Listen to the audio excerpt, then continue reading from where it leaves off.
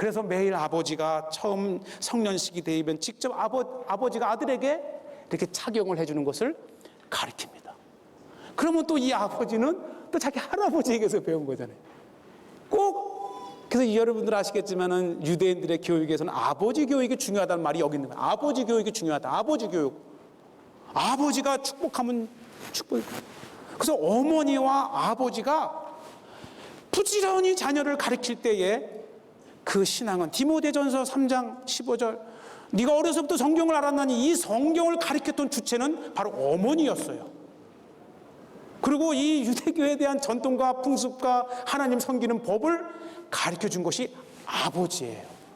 이것은 또 다른 주제지만 쉐마의 주제를 맞춰서 보면 이렇게 이제 아버지가 축복을 하고 이게 이제 테필린이 이렇게 있고요. 제가 처음으로 이 교회교육 엑스포를 위해서 테필린을 까봤어요. 그 안에 뭐가 있는가? 저도 이번에 처음이에요.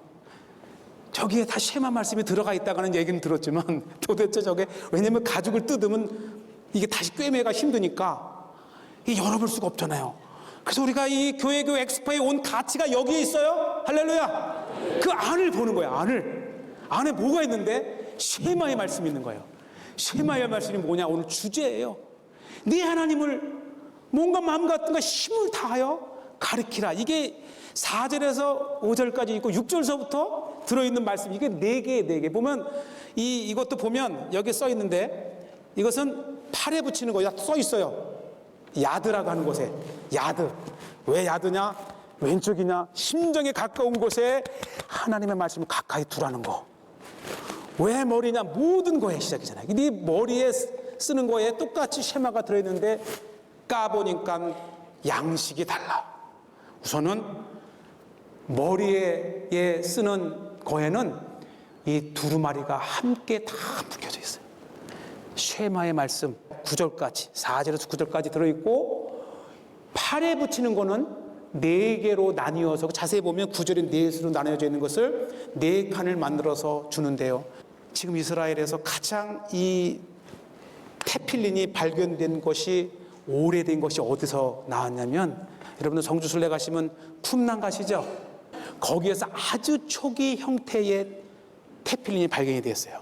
우리가 왜 이 쿰난을 공부해야 되냐면은 쿰난은 예수님 시대 때의 유대인 공동체가 있던 곳이에요.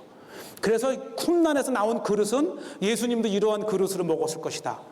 그런데 쿰난에서 테필린이 나왔다는 것은 예수님도 이 테필린을 착용했었을 것이다.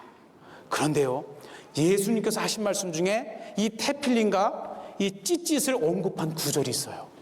여러분들은 이 구역과 신약의 이 단절을 보면 안 되는데 이 마태복음 23장 5절을 보면요, 이게 예수님께서 이제 이 서기관들과 바리새인들을 꾸짖으실 때 하신 말씀 중에 이런 구절이 나옵니다.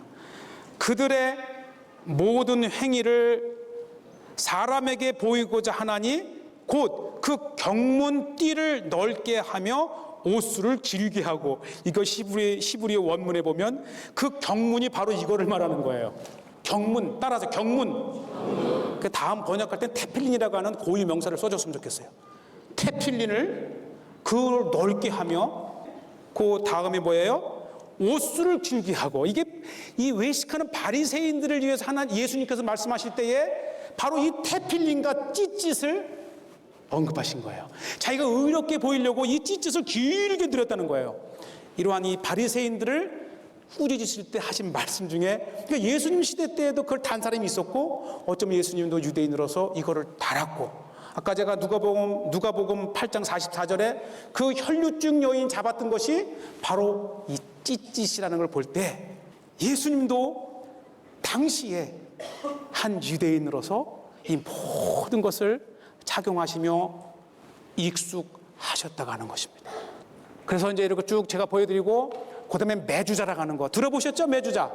왜냐하면 신명기 6장 4절에서 쭉 보면은 들어가며 나가며 그 말씀을 기억하기 위해서 문설주에 달고 할 때 이 쉐마 말씀을 문설주에, 그래서 제가 말씀드린 따라서 찌짓, 탈릿, 테필린, 매주자, 여기까지만 도구들을 설명하는데, 그거 말고도 나머지는 밑에 내려가시면 이 30여 가지의 물품을 전시를 해놨어요. 그거를 슥 보지 마시고 그것에서 교육의 힌트를 얻으시기를 바랍니다. 두 번째는 유대인이라면 태어나면서부터 죽을 때까지 일정 간격으로 개인적인 예식이 있습니다. 우리가 태어나면 도를 해주고 결혼식 할 때 결혼식을 하듯이 유대인들에게는 주인공이 될 수 있는 일생에 정말 주인공이 될 수 있는 것이 5가지가 있어요. 이 예식을 보면 먼저 한번 화면을 보시게 되면 이게 할례식인데 저는 이것을 보면서 바로 이거다. 이 자리에 아마 8일 된 아이가 자기가 할례식 하는 걸 느낄까요? 못 느낄까요? 못 느껴요. 나중에 컸을 때 사진을 보여주면 네 할례식 때 사진이라고 보여줄 땐 알겠지만은 그 당시에는 기억을 못하지만 이 동생이 하는 걸 보면서 계속해서 나의 할례식을 기억하면서 나는 할례로 증표를 얻은 유대인이야. 나는 할례로 하나님의 이 선미란 말을 잘 쓰고 싶진 않지만은 나는 하나님의 민족이야. 이것을 계속하면서 유대인들은 난지 8일 만에 행했던 것을 죽을 때까지 할아버지가 되어서 손자를 다시 안고 하면서 그 할아버지는 70년, 80년, 90년 전에 자기가 태어났을 때의 그 할례를 기억하면서 끊임없이 나는 하나님의 선택받은 유대인이라고 하는 것, 평생을 살면서 이 쉐마의 말씀을 기억하면서 살아가야 될 유대인이라고 하는 존재를 계속해서 각인하는 거예요. 이렇게 해서 대를 이어 내려오는 유대인들의 신앙은 비록 홀로코스트의 유대인이라는 이름만으로 600만 명 중에 하나로 죽어가는 한이 있더라도 나는 하나님의 백성으로 결코 하나님을 잃을 수 없고 하나님을 버릴 수 없다는 존재로 각인하며 살아가는 거예요. 놀라운 것은 유대인들의 이 문화 중에 유대인들은 이름을 어떻게 짓는가? 우리는 장명소 가서 짓잖아요. 근데 유대인들은 이름을 지을 때에 지금도 마찬가지예요. 할례식 할 때 아버지에게 딱 떠오르는 이름을 딱 주면 그게 이름이에요. 그래서 별의별 이름이 다 있어요. 이 지구상에서 가장 이름이 그냥 뒤죽박죽인 나라는 이스라엘 유대인들이에요. 그래서 미리 이 이름을 지어야지라고 했을 때 그 이름을 생각해 놓으면 마귀가 훔쳐간대요. 그러니까 아예 생각 없이 있다가 그 할례식에서 아버지가 이 표피를 딱 자르는 순간에 떠오른 이름을 딱 주는 거예요. 그래서 유대인들의 이름 속에는 시대가 반영되어 있고 그 상황이 반영되어 있어요. 그리고 나서 그 이름을 딱 생각했을 때 랍비가 이제 이 할례식을 하고 이름 뭐? 그러면 이 아버지가 딱 주면 그때부터 이름이 되는 거예요. 여기서 유대인들에게 어떤 신앙이 있냐면 그 이름을 하나님이 주셔서 이 아이에게 줬다고 하는 것을 믿어요. 그래서 그 이름을 받는 순간 하나님과 교통했다 그럽니다. 신통. 그런데 놀라운 것은 이 아버지가 21살인데 70년 노인이 와가지고 축도를 받아. 왜냐하면 너는 적어도 이 순간만큼은 네 아들에게 이름을 받은 하나님과 교통했기 때문에 너에겐 능력이 있다. 나 좀 기도해줘. 그래가지고 유대인들은 18살부터 결혼을 하잖아요. 결혼하면 왜냐면 23살, 4살 때까지 아이를 넷을 낳아야 군대를 면제받기 때문에 부지런히 낳는 거예요. 그러면 완전 면제. 그러면 4명의 이름을 줬으면 그들 문화에서 하나님과 4번은 교통한 거잖아. 그래가지고 이름을 줘가지고 그냥 막 그 오신 수십 명의 사람이 다 이 21살짜리 와가지고 나 기도해달라고 하는데 그게 믿음이에요. 이 순간만큼은 하나님과 교통했다가 하는 그 능력을 믿는 거예요. 그래서 이 할례식장이 끝나고 나서는 정말 이게 한 몇십 분 갑니다. 다 기도해줘야 되니까. 그 다음에 성인식 바르 미츠바 때 그 아이가 첫 시작하는 것이 쉐마의 말씀을 암송하고 자기 스스로가 하나님의 말씀을 읽는 존재가 되는 거예요. 유대인들은 하나님의 말씀을 공부하는 것이 기도라고 생각해요. 유대인들이 하나님을 가장 즐겁게 하는 것은 하나님의 말씀을 공부하는 거예요. 언제부터 그랬느냐? 바벨론에 의해서 성전이 파괴됐을 때. 이건 놀라운 거예요. 영원하시고 능력 있는 하나님이 거하시는 성전이 이방 세력에 의해서 파괴가 돼요. 근데 그것도 한 번도 아니고 다시 500년 후에 로마에 의해서 또 파괴가 돼요. 이쯤 되면 유대교는 사라지는 거예요. 왜? 하나님을 예배하는 성전이 없어졌는데 어떻게 하나님을 기쁘시게 해? 이때부터 선지자들이 외치기 시작하는 것이 무엇냐? 하나님을 알자. 여호와를 힘써 알자.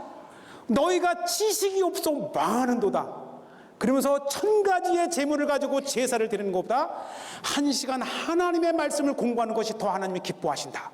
그래서 이 성전에서 제사의 중심의 신앙이 다시 이들이 그것도 바벨론의 포로에서 회당이라는 것을 만들어서 회당에서 랍비를 중심으로 하나님의 말씀을 공부하는 종교로 탈바꿈합니다. 그래서 나온 게 탈무드예요. 하나님을 기쁘게 하려면은 하나님을 알아야 하잖아요. 하나님을 알려면 공부를 해야 되잖아요. 여기서 기독교와 유대교의 엄청난 차이가 시작됩니다. 성전이 파괴된 이후에 예배를 주재해야 할 제사장이 없어진 유대인들은 스스로가 하나님을 알아가야 되는 존재로 운명지어집니다. 그런데 우리는 어떻습니까? 우리는 다 목회자들이 평신도를 가르쳐야 돼요. 이 중세 시대 때는 500년 동안이나 어떤 일이 있는지 아세요? 이 가톨릭 신부들이, 평신도들이 함부로 하나님 말씀을 보다가 잘못 보면 오해할 수 있다는 이유로 평신도들은 성경을 보는 것을 금지시켰어요. 오직 성경은 성직자가 배워서 가르쳐 주는 것만. 이러한 시대에 있었던 거예요. 그러니까 유대인들은 기도를 해도 책을 놓고 하는 거예요. 통곡교벽에 가면은 기도할 때 우리 한국 사람들은 주여 하고 눈을 감고 공부하지만은 유대인들은 계속 이 책을 두고 공부하잖아요. 따라하세요. 하레디는 이 흔들다는 뜻인데 이 하레디의 원음은 성령 받은 거예요. 신들린 성령이 임한 거예요. 그래서 유대인들은 이 사울도 그렇고 기도할 때 막 성령 받은 몸이 떨립니다. 그래서 기도할 때는 하나님이 임해서 내 몸이 떨린다고 생각하는 거예요. 그래서 사람들을 이름을 하레딤이라고 불러요. 하레딤. 그래서 이 통곡교벽에도 가면 마치 이 신들린 것처럼 일부러 흔들어 주는 거예요. 그러면은 오래 기도할 수가 있어요. 심심하지도 않고 운동도 되고. 그래서 이 기도에 맛이 있는데, 그래서 유대인들은 배움의 민족이란 것은 세속적에서 보는 교육의 민족이 아니고요, 교육의 종교인 거예요. 우리 유대인들에게는 따라하세요. 토라. 이 토라는 두 종류가 있는데, 이 모세 오경을 말하는 것을 기록된 토라라 그래요. 기록된 토라. 그런데 또 하나의 구전 토라가 있는데, 그것을 이제 오럴 토라, 구전 토라라고 하는데, 이것은 뭐냐면, 예를 들어서 이 성경에는 초막절을 지키라라고 기록이 이제 모세 오경에 돼 있으면 지켜야지. 그런데 그것을 어떻게 지켜야 되는지를 자세하게 설명한 것은 구전 토라에 있어요. 구전 토라. 이것이 다 입에서 입으로만 가던 거였는데, 바벨론 포로를 가고 유대인들이 막 정말 민족이 없어질 정도로 이렇게 됐을 때에 유대인들이 안 되겠다. 이것을 후대에 없어지기 전에 기록으로 남겨야 되겠다 생각을 해서 220년경에 이 구전 토라를 기록으로 남기게 됩니다. 어려운 거 없어요. 우리가 유대인들을 공부하면 따라서 미드라시. 이 미드라시는 이 쓰여진 이 토라를 주석해 놓은 것을 미드라시라 그래요. 이건 문제가 없어요. 어차피 쓰여진 성경이니까. 그런데 쓰여지지 않은 구전으로 내려오는 것들을 감히 유대인들이 기록으로 남길 시도를 했어요. 그렇게 해서 태어난 것이 따라서 미시나가 뜻이 반복해란 뜻이에요. 왜냐하면 입에서 입으로 전달되는 것을 한 번 들었다고 되겠어요? 그러니까 이 토시 하나 틀리지 않고 다 입에 암송하려면 끊임없이 반복해야 되는 게 미시나입니다. 그런데 막상 우리가 이렇게 하라고 하도 잘 들어도 막상 하려다 보면 궁금증이 생겨요, 안 생겨요? 그래서 야, 이 미시나도 좀 더 해석을 해줘야 되겠다 생각을 해가지고 이 미시나를 한 구절씩을 갖다 놓고 이 미시나를 다시 재해석을 해준 것을 따라하세요. 금하라. 여러분 탈무드가 뭔지 아세요? 뭐 뜻하면 탈미드 공부하다는 뜻인데, 탈무드는 구전율법을 해석해 놓은 것이 뭐라 그랬어요? 따라하세요. 미시나. 근데 미시나가 또 어려워. 그래서 그 미시나를 한 구절씩 갖다가 놓고 그 주변에 해석을 해 놓은 것을 금하라. 여러분들은 지금 처음으로 밑에 이 탈무드 전권 20권을 제가 갖다 놨어요. 오늘 이것만 아셔도 여러분들은 엄청 박식해지는 거예요. 뭐 탈무드 하니까 역전해서 탈무드 요약집 갖다 놓고 이 격언집이 아니고, 탈무드의 개념부터 잡으시면 이 탈무드는 미시나의 한 패러그래프를 갖다가 놓고, 이것도 사실 구전율법을 해석한 건데 더 어려우니까 이거를 다시 옆에다가 또 랍비가 친절하게 이렇게 해석을 해 놓은 것이 금하랍니다. 그러면 탈무드는 뭐냐? 바로 이거예요. 이 미시나를 해석해 놓은 이 한 페이지를 탈무드라 그래요. 그러면 세상 사람들이 유대인들의 성경의 비결은 유대인 5,000년 이 지혜 탈무드에 있다 했을 때 이 탈무드가 뭐냐? 모세 오경인 거예요. 모세 오경이 따라하세요. 탈무드를 하면 머리가 좋아지고 성공할 수 있다게 되면 탈무드에 뭘 공부해야 돼요? 하나님을 공부해야 되는 거예요. 우리가 탈무드식으로 공부를 하면 두뇌가 주어진다고 하는데 사실은 하나님을 공부해야 되는 거예요. 하나님을 공부하려면 어디를 와야 돼요? 교회를 나와야 돼요. 교회에서 공부를 해야 됩니다. 물론 이 하브루타는 유대인들은 성경을 혼자 읽지 않습니다.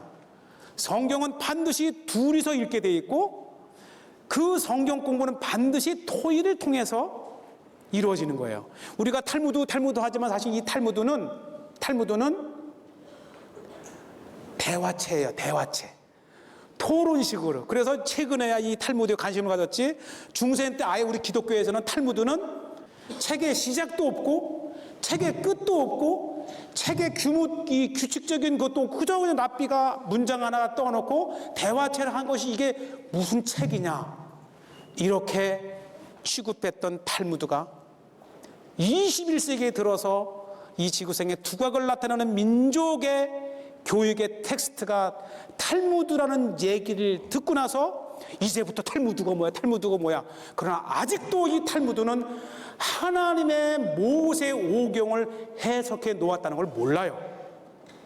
아무리 탈무드를 공부를 하고 탈무드식 하브루타로 공부를 한다 하더라도 진짜 그 탈무드가 이야기하고자 하는 하나님을 모르면 말짱 헛것인 거예요. 할렐루야. 그 다음에 마지막으로 따라서 리시마토라. 이거 하나만 말씀하고 마칩니다. 한국에서 이 탈무드의 붐이 일고 유대교의 붐을 때 이스라엘에 많은 분들이 오셔야, 정말 다양한 사람들이 와요. 오면은 저한테 이 예시바를 가자 그래서 탈무드의 공부 현장을 보자 그래요. 가면 우와. 근데 한 유대인이, 제가 지금도 그 말이 있어가지고 가면 꼭 쑥스러운데 막 이야기하다가, 사실은 제가 이스라엘의 시몬 페레스 대통령 전용기 에어포스원을 타고 2009년도에 한국을 같이 방문을 했어요. 근데 오다가 시몬 페레스 대통령이 딱 오더니 왜냐면 유일한 한국인이 타고 이제 이 한국 방문에 조언자로 따라오면서 저를 딱 만나더니 한국 사람 탈무드 좋아하지 그러더라고요. 아니, 시몬 페레스 대통령이 한국 사람이 탈무드에 빠져 있다는 것을 알고 있었어요. 그래가지고 제가 이제 보였지만 이스라엘의 그 많은 신문에도 제가 헤드로 이 종교 신문에도 나오고 하면서 한국인이 왜 탈무드에 이렇게 심취해 있고 왜 탈무드에 이렇게 인기를 가지고 있느냐. 그런데 이게 쑥스러워요. 우리가 이 예시바를 갔는데, 너네들은 이 탈무드가 유대인의 지혜의 근원이라고 해서 요 틀을 배워서 세상에서 성공하려고 이 공부를 배우려고 하는 거지? 맞잖아요. 그러나 우리는 하나님 말씀이 즐거워서 거기에 빠져 있는 거야. 그것을 따라서 리시마 토라, 그 공부 자체가 즐거운 거예요. 하나님의 말씀이 공부하는 것이 즐겁고 하나님의 뜻을 알아가는 거예요. 왜 토의를 해요? 하나님의 말씀을 가지고 이럴 거야 저럴 거야, 안식일에 사람을 구하는 게 좋아 아니면 구하지 말고 지키는 게 좋아, 수없이 많은 논쟁을 가지고 계속 열띤 논쟁을 하면서 하나님의 말씀을 배워가는 거예요. 그 속에서 하나님의 뜻을 알아가는 그 즐거움을 아는 민족이 유대인입니다. 우리는 그거를 배워야 돼요. 하나님의 말씀을 통해서 세상적 성공을 바라보고 하는 것이 아니라 하나님의 말씀을 배워가는 그 자체가 즐거울 때 한국 교회가 살 수 있습니다. 그거를 심어줘야 돼요. 우리가 예수님께서 하신 말씀 중에 한마디만 하고 바로 기도하고 마치겠습니다. 우리가 요한복음 17장 3절에 보면 영생은 곧 유일하신 참 하나님과 그가 보내신 자 예수 그리스도를 아는 것이다. 할렐루야. 영생은 하나님과 그가 보내신 예수 그리스도를 아는 지식이 곧 영생입니다. 그러고 보면 우리 교회에서도 하나님의 말씀을 공부해야 돼요. 하나님의 말씀을 공부하는 그 즐거움으로 빠질 수 있도록 아이들을 교육할 때 우리 한국교회에 미래가 있습니다.